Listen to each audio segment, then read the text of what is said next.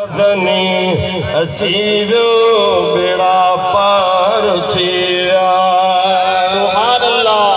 सुभान अल्लाह बेड़ा पार चारू ही कर चवरायो ए मुर्गी सुभान अल्लाह चो यार मुर्गी मिलाद में देंदा कयो जानब आ ए जग में जिन सार अब जिन सार आहिनि या न आहिनि हां ॾिसो त घर घर में ॻोठ ॻोठ में महबूब जो मिलाद हले पियो बब्बा टे प्रोग्राम आहिनि मिलाद मुस्तफा जा हर आशिक डायरी ते सही तारीख़ ॾियो इहो छा आहे इहो रसूलुल्लाह जी ज़बरकात जो क़ुरान में जेको अल्लाह वाइदो फरमायो आहे वलल आखिरतु खैरुल लक मिनल ऊला ऐं वरफाना लक ज़िक्रक अल्लाह ताला जी ज़बरकात उन वाइदे खे पियो पाड़े सुभान अल्लाह जी पोइ शान खुले पियो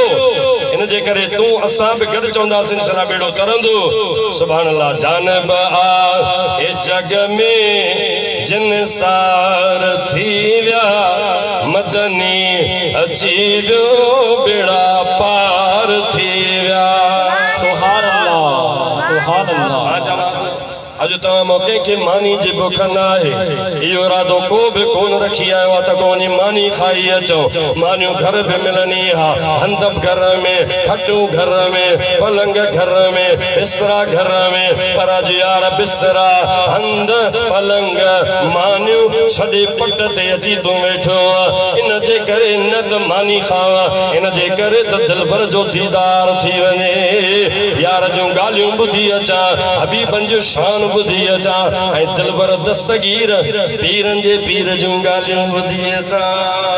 सुभान अल्लाह मुझे ख्याल में मां तव्हां सभिनी जी तर्जुमानी कई आहे तव्हां सभिनी जो इहो ई इरादो आहे जंहिंजो इहो ई इरादो आहे त मुंहिंजे घर ॿुधायो इहो ई इरादो आहे न पोइ इंशाअल्लाह मीलाद खां बाद में लंगर बि असांजो हक़ आहे ॿियो छो खाए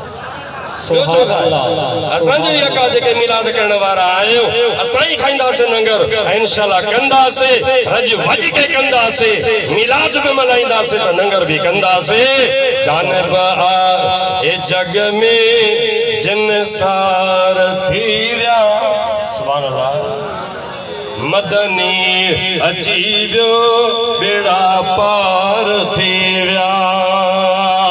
उठी बूंद बरसात बरसन बहारियो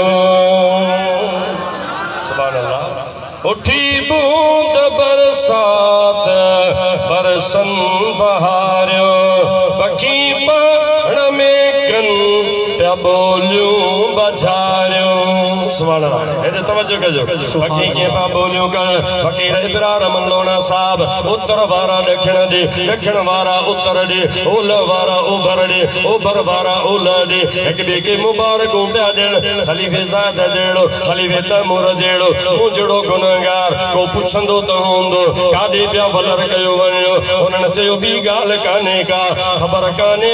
अॼु आमिना जो लालो अची वियो वो हबीब आयो जंहिंजे करे जहान जगर बनाए छॾिया आहिनि इन जे करे आशिक चयो उठी बूंद बरसात अरे पखी बि ॿिए खे मुबारको पिया ॾियनि पखी वणनि में लातियूं पिया लवनि ऐं तूं पट ते सुभान अल्लाह नचमी त अफ़सोस आहे सुभान अल्लाह पखी बि वणनि में सुभान अल्लाह चवनि लातियूं पिया लवनि उठी बूंद बरसात बरसन बहारियो